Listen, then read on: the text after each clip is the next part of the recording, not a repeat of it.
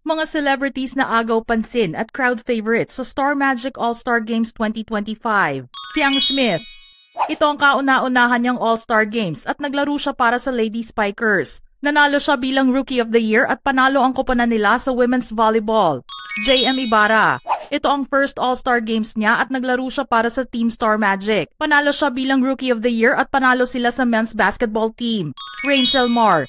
Good vibes ang dala niya sa Women's Volleyball dahil sa mga errors niya sa match na ikinatuwa naman ng kanyang team. Pasok siya sa Mythical Six. Kai Montinola.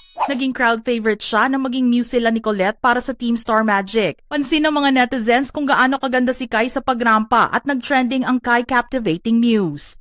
PBB Collab Housemates. Nakisaya din ang PBB Collab Housemates habang nanood ng games. Todo cheer ang mga fans tuwing tinatawag ang kanilang mga pangalan. Bini Mika.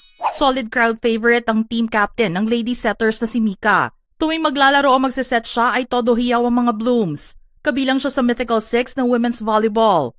Donnie Pangilinan. Solid crowd favorite si team captain Donnie para sa Men's Basketball. Todo hiyaw ang mga fans sa entrance niya. Pag-trash talk kay Kong at sa paglalaro kaya nakapasok siya sa Mythical 5. Kong TV. Agaw pansin ang performance ni Kong TV at ang team payaman sa pag-perform ng katapusan nyo na. Ngunit natalo pa rin sila sa Star Magic sa rematch nila.